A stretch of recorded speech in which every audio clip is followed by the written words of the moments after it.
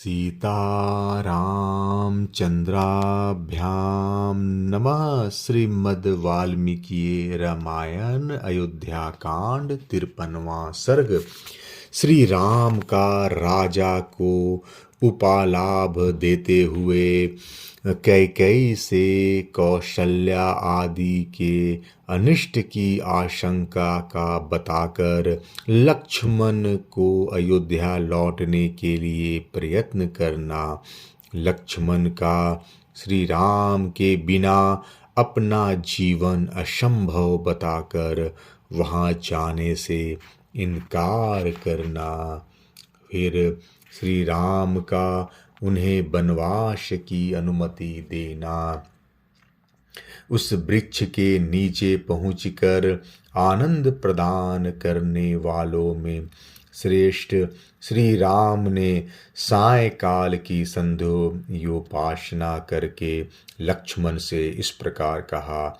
सुमित्रानंदन, आज हमें अपने जनपद से बाहर यह पहली रात प्राप्त हुई है जिसमें सुमंत्र हमारे साथ नहीं है। इस रात को पाकर तुम्हें नगर की सुख सुविधाओं के लिए उत्कंठित नहीं होना चाहिए। लक्ष्मण, आज से हम दोनों भाइयों को आलस्य छोड़कर रात में जागना होगा, क्योंकि सीता के योग क्षेम हम दोनों के ही अधीन है। सुमित्रानंदन, यह रात हम लोग किसी तरह बिताएंगे और स्वयं संग्रह करके लाए हुए तिनकों और पत्तों की शैया बनाकर उसे भूमि पर बिछाकर उस पर किसी तरह सो लेंगे। जो बहुमूल्य शैया पर सोने के योग्य थे वे श्री राम भूमि पर ही बैठकर सुमित्रा कुमार लक्ष्मण से ये शुभ बातें कहने लगे। लक्ष्मण, आज महाराज निश्चय ही बड़े दुख से सो रहे होंगे, परंतु कैकेयी सफल मनोरथ होने के कारण बहुत संतुष्ट होगी।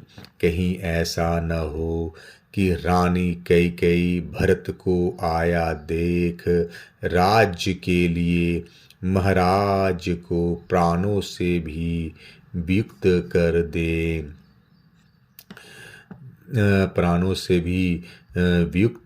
कर दे, महाराज का कोई रक्षक न होने के कारण वे इस समय अनाथ हैं, बूढ़े हैं और उन्हें मेरे वियोग का सामना करना पड़ा है। उनकी कामना मन में ही रह गई तथा वे कैकेयी के वश में पड़ गए हैं। ऐसी दशा में वे बेचारे अपनी रक्षा के लिए क्या करेंगे। अपने ऊपर आए हुए इस संकट को और राजा की मति भ्रांति को देखकर मुझे ऐसा मालूम होता है कि अर्थ और धर्म की अपेक्षा काम का ही गौरव अधिक है। लक्ष्मण, पिताजी ने जिस तरह मुझे त्याग दिया है उस प्रकार अत्यंत अज्ञ होने पर भी कौन ऐसा पुरुष होगा जो एक स्त्री के लिए अपने आज्ञाकारी पुत्र का त्याग कर दे। कैकेयी कुमार भरत ही सुखी और सौभाग्यवती स्त्री के पति हैं, जो अकेले ही हिष्ट पुष्ट मनुष्यों से भरे हुए कौशल देश का सम्राट की भांति पालन करेंगे। पिताजी अत्यंत वृद्ध हो गए हैं और मैं वन में चला आया हूँ। ऐसी दशा में केवल भरत ही समस्त राज्य के श्रेष्ठ सुख का उपभोग करेंगे। सच है, जो अर्थ और धर्म का परित्याग करके केवल काम का अनुसरण करता है, वह उसी प्रकार शीघ्र ही आपत्ति में पड़ जाता है जैसे इस समय महाराज दशरथ पड़े हैं। सौम्य, मैं समझता हूँ कि महाराज दशरथ के प्राणों का अंत करने, मुझे देश निकाला देने और भरत को राज्य दिलाने के लिए ही कैकेयी इस राजभवन में आई थी। इस समय भी सौभाग्य के मद से मोहित हुई कैकेयी मेरे कारण कौशल्या और सुमित्रा को कष्ट पहुंचा सकती है। हम लोगों के कारण तुम्हारी माता सुमित्रा देवी को बड़े दुख के साथ वहां रहना पड़ेगा। अतः लक्ष्मण, तुम यहीं से कल प्रातःकाल अयोध्या को लौट जाओ। मैं अकेला ही सीता के साथ दंडक वन को जाऊंगा। तुम वहां मेरी असहाय माता कौशल्या के सहायक हो जाओगे। धर्मज्ञ लक्ष्मण, कैकेयी के कर्म बड़े खोटे हैं। वह द्वेषवश अन्याय भी कर सकती है। तुम्हारी और मेरी माता को जहर भी दे सकती है। तात सुमित्रा कुमार, निश्चय ही पूर्व जन्म में मेरी माता ने कुछ स्त्रियों का उनके पुत्रों से वियोग कराया होगा। उसी पाप का यह पुत्र बिछोह रूप फल आज उन्हें प्राप्त हुआ है। मेरी माता ने चिरकाल तक मेरा पालन पोषण किया और स्वयं दुख सहकर मुझे बड़ा किया। अब जब पुत्र से प्राप्त होने वाले सुख रूपी फल के भोगने का अवसर आया, तब मैंने माता कौशल्या को अपने से विलग कर दिया। मुझे धिक्कार है। सुमित्रानंदन, कोई भी सौभाग्य स्त्री कभी ऐसे पुत्र को जन्म न दे जैसा मैं हूँ, क्योंकि मैं अपनी माता को अनंत शोक दे रहा हूँ। लक्ष्मण, मैं तो ऐसा मानता हूँ कि माता कौशल्या में मुझसे अधिक प्रेम उनकी पाली हुई वह सारिका ही करती है, क्योंकि उसके मुख से माँ को सदा यह बात सुनाई देती है कि हे तात, तू शत्रु के पैर को काट खा, अर्थात हमें पालने वाली माता कौशल्या के शत्रु के पांव को चोंच मार दे। वह पक्षिणी होकर माता का इतना ध्यान रखती है और मैं उनका पुत्र होकर भी उनके लिए कुछ नहीं कर पाता। शत्रु दमन जो मेरे लिए शोक मग्न रहती है, मंद भागनी सी हो रही है और पुत्र का कोई फल न पाने के कारण निपुती सी हो गई है।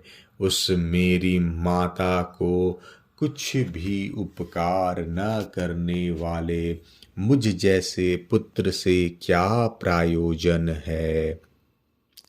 मुझसे बिछुड़ जाने के कारण माता कौशल्या वास्तव में मंदभागिनी हो गई है और शोक के समुद्र में पड़कर अत्यंत दुख से आतुर हो उसी में शयन करती है।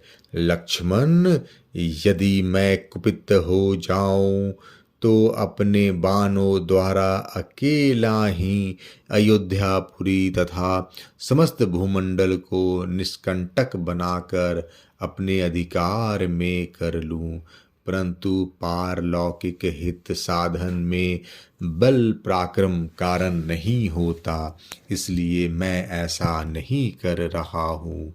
निष्पाप लक्ष्मण, मैं अधर्म और परलोक के डर से डरता हूँ, इसलिए आज अयोध्या के राज्य पर अपना अभिषेक नहीं कराता हूँ। यह तथा और भी बहुत सी बातें कहकर श्री राम ने उस निर्जन वन में करुणाजनक विलाप किया। तत्पश्चात वे उस रात में चुपचाप बैठ गए। उस समय उनके मुख पर आंसुओं की धारा बह रही थी और दीनता छा रही थी। विलाप से निवृत्त होने पर श्री राम ज्वाला रहित अग्नि और वेग शून्य समुद्र के समान शांत प्रतीत होते थे। उस समय लक्ष्मण ने उन्हें आश्वासन देते हुए कहा, अस्त्रधारियों में श्रेष्ठ श्री राम, आपके निकल आने से निश्चय ही आज अयोध्यापुरी चंद्रहीन रात्रि के समान निस्तेज हो गई।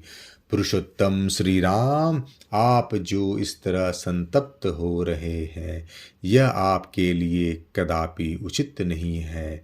आप ऐसा करके सीता को और मुझको भी खेद में डाल रहे हैं। रघुनंदन, आपके बिना सीता और मैं दोनों दो घड़ी भी जीवित नहीं रह सकते। ठीक उसी तरह जैसे जल से निकाले हुए मत्स्य नहीं जीते हैं।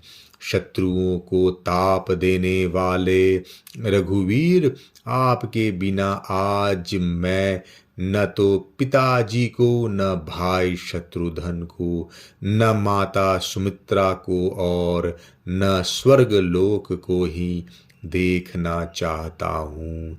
तदंतर वहाँ बैठे हुए धर्मवत्सल सीता और श्री राम ने थोड़ी ही दूर पर वट वृक्ष के नीचे लक्ष्मण द्वारा सुंदर ढंग से निर्मित हुई सैया देखकर उसी का आश्रय लिया, अर्थात वे दोनों वहां जाकर सो गए।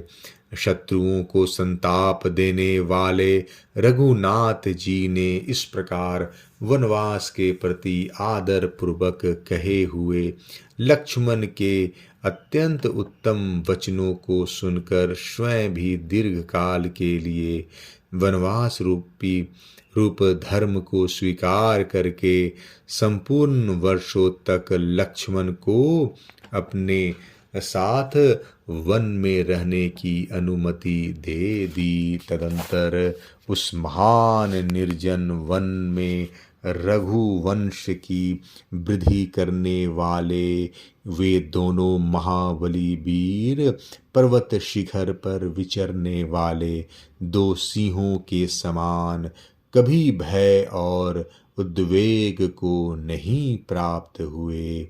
अयोध्या कांड 53वां सर्ग समाप्त। जय श्री राम।